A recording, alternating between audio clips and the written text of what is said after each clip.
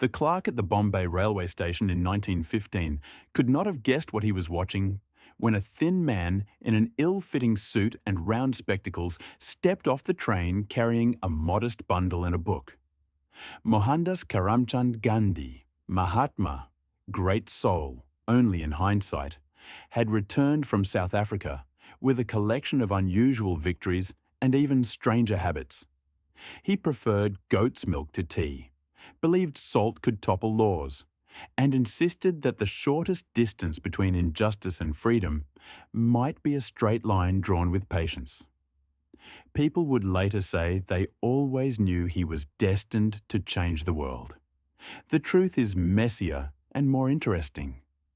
He began as a shy boy who couldn't look a stranger in the eye, a lawyer who lost his first case because his hands shook too hard to speak, and a young man who made a promise to his mother that would orbit his entire life like a secret moon. He was born in 1869 in Porbandar, a seafront town whose smell of salt and trade winds lodged itself somewhere behind his eyes. His father, Karamchand, was a chief minister, practical, stern. His mother, Putlibai, devout and gentle, capable of fasting with a serenity that made hunger look like prayer. When teenage Mohan, nobody called him Mahatma then, asked to go to London to study law, she worried England would swallow him whole. In a small sunlit room, she held up 3 fingers and made him swear. No meat, no alcohol, no other women. Yes, mother, he said, a little too quickly. She added a 4th vow of her own. And remember who you are when no one is looking. He nodded again, not realizing those 4 invisible threads would tighten around his choices for the rest of his days. London looked like a puzzle he couldn't solve. The rain smelled different. The bread did too. He tried to become an English gentleman with the same earnestness he would later bring to politics. Elocution classes, violin lessons, a moustache comb. He practiced saying, "How do you do?" in a mirror until it sounded less like an apology. At dinner parties, faced with beef and gravy, he folded his hands and whispered, "I have taken a vow." He discovered vegetables cooked to death, brown bread that tasted like duty, and a vegetarian society that introduced him to Tolstoy and Ruskin. In the cramped room where his landlady kept the fire mean and the kettle busy, he read John Ruskin's Unto This Last and felt something internal tilt. A society is judged by how it treats its least powerful. Honest bread labour has dignity. The wealthy are custodians, not owners. Alone, he set the book down and said, to nobody in particular, "So that is how I must live." Back in Bombay, with a solicitor's training and nerves like loose wires, he tried his first case. The courtroom was heavy with dust and expectation. Your Honour," he began, and then lost his voice somewhere between his throat and his courage. A sympathetic judge adjourned. Outside, he told a friend, "Perhaps I am not a lawyer," and gave the smallest embarrassed laugh. Then a letter arrived from South Africa. A Gujarati merchant needed help with a case in Natal. Gandhi boarded a ship and sailed toward the problem. People rarely say this when they tell the story. He left for South Africa because he was a struggling lawyer who needed a job. Sometimes history begins as a practical errand. In Natal in 1893, he bought a first-class train ticket and sat down in a carriage that contained a different story about how the world worked. A white man demanded he move to 3rd class. The conductor called him coolie, as if it were a smaller species. Gandhi held his ticket up like a talisman and refused to move. In Pietermaritzburg, they threw him off the train into a winter platform that bit through his wool. He sat hugging his coat, and the question that would haunt him for a lifetime: do I go back inside the world as it is, or do I begin with my whole life to ask what it could be? At dawn he stood, shivering and settled, and chose the second answer. He organized fellow Indians into the Natal Indian Congress and started a small newspaper, Indian opinion, editing by lamplight and distributing by bicycle. He argued cases in court, sometimes with success and sometimes with that same timid voice slipping out of reach. But now the quiet had purpose. He learned to let silence make the room lean toward him. When the Boer War broke out, he formed an Indian ambulance corps and marched stretchers across the veld under gunfire. "You are helping the empire that insults you," a friend accused. Gandhi replied, "I am helping the wounded who bleed like me." He was complicated like that, in love with the idea of justice wherever it appeared, suspicious of violence wherever it hid. On the outskirts of Durban, he built Phoenix Settlement, and later, outside Johannesburg, Tolstoy Farm, experiments in community where the day ran on shared labour, simple meals, and conversations that made the hours bigger.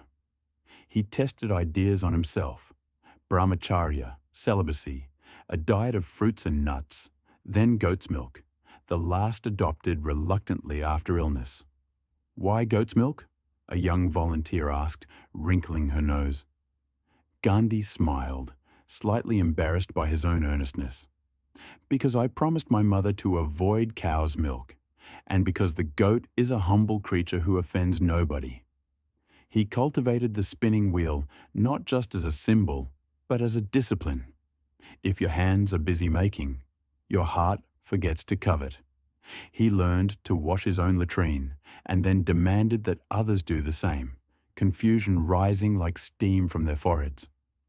"But Bapu," one man protested, "that is untouchable work." Gandhi looked at him gently. "Then let us untouch it."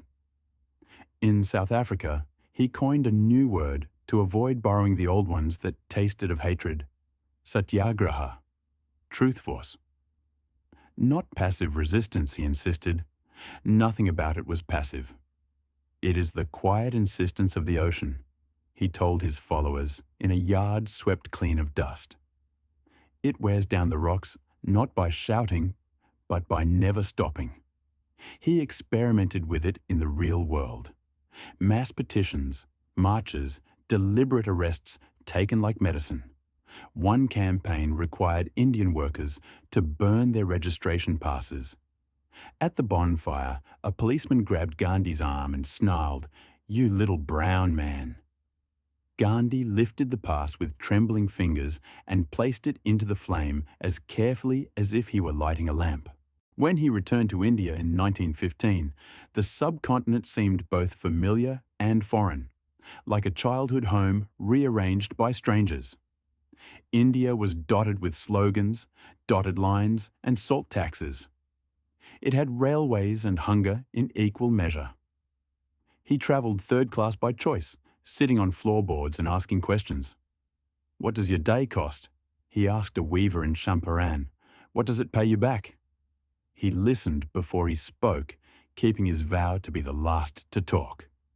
In a dusty indigo district in 1917, he did something small and radical. He wrote down the villagers' stories as evidence. "We will not leave until the truth is printed," he told nervous officials, "and not in the language of your convenience."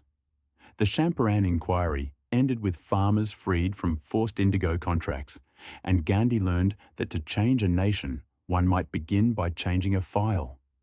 He wore khadi and his own bones. People whispered, "A barrister in a loincloth." He laughed softly. "It is the uniform of my country," he said, "and I am reporting for duty." He taught spinning to lawyers and reading to peasants. He put his body where his ideas were and discovered how expensive ideas can be. In 1920, he asked India to withdraw its cooperation from an unjust government. "Stop buying British cloth. Stop sending your children to their schools. Stop pretending your silence is consent." The movement swelled, then staggered. In 1922, in Chari Chora, a mob killed 22 policemen after a clash. The fire smudged the sky and his conscience. He called off the campaign. "How can you halt our only chance?" a supporter cried. Gandhi's face folded into grief, because success purchased with blood is just a more beautiful failure. He was arrested and sentenced to 6 years, served 2. In Yawada jail, he read, fasted, and kept diaries that watched him back. He learned, painfully, that leading a nation sometimes meant saying no to its most urgent anger. Some of his lesser-known convictions scandalized friends. He adored the British political tradition and detested British rule. He could quote Andrew Marvell as easily as the Gita. He believed deeply in Varna as a division of labour, then fought the horror of untouchability like a man putting out a fire in his own house. Bapu, a group of Dalit activists, would challenge him years later. How can you claim to be our ally if you won't annihilate the caste system? He would struggle publicly, privately, and imperfectly, insisting, "My fight is with the sin, not the sinner," while the world demanded faster mathematics. In 1932, when the British proposed separate electorates for depressed classes, he began a fast unto death to oppose what he feared would cement division. B.R. Ambedkar negotiated the Pune Pact with him. More reserved seats, a single electorate. They both left the table bruised, each believing he had conceded too much and yet rescued something precious. History still argues about that afternoon. Gandhi would keep washing latrines in public, publish Harijan, Children of God, and demand Hindu temples open their doors, trying to make the social arithmetic add up. He read Tolstoy and loved him so much he named a farm after him. He wrote to the old Russian, and Tolstoy wrote back, blessing the experiment like a faraway grandfather. He admired Ruskin, then simplified his life with a zeal that made minimalists look like hoarders. One morning in the ashram, he lined up his worldly possessions and smiled. 2 loincloths, a shawl, spectacles, a watch, a bowl, a spoon, a spinning wheel. Everything else was either idea or unnecessary. A friend teased, "Bapu, you own more arguments than objects." He grinned. Objects age faster. He could be dryly funny without trying.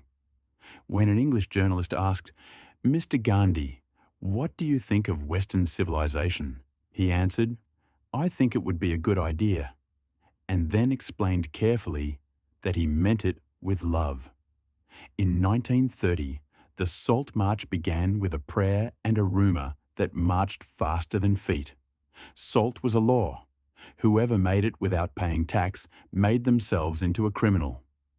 Gandhi told the Viceroy he would commit his crime in public. "Is this salt so vital?" skeptics asked. "It is vital because it is ordinary," he replied. "Oppression hides in what you must touch every day."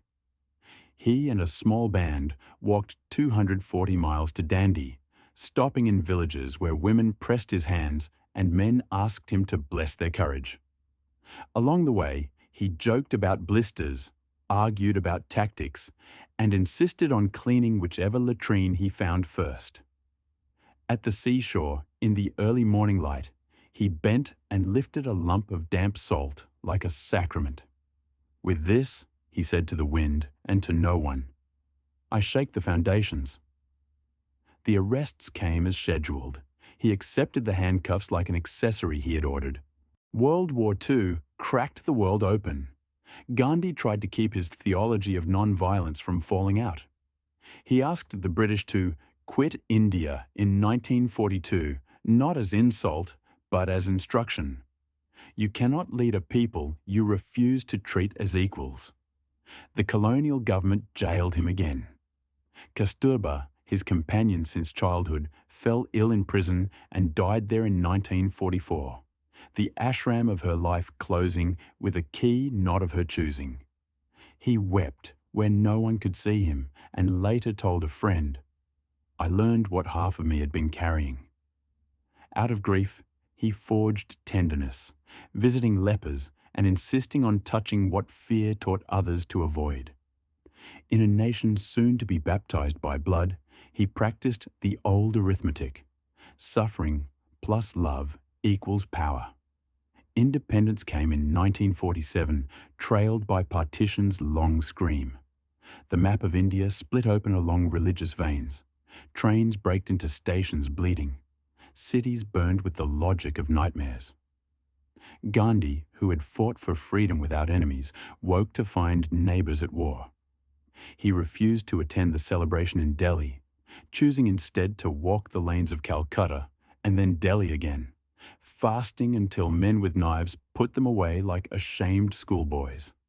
"I cannot eat while my country eats its children," he said from a cot patterned with his bones. Crowds gathered, speeches were made, the fast went on. A rioter told him, "I killed a Muslim child in rage. What am I to do?" Gandhi took his hand and whispered a punishment like a prayer. "Find an orphan and raise him as your own." And raise him as a Muslim, he could be impossibly stubborn.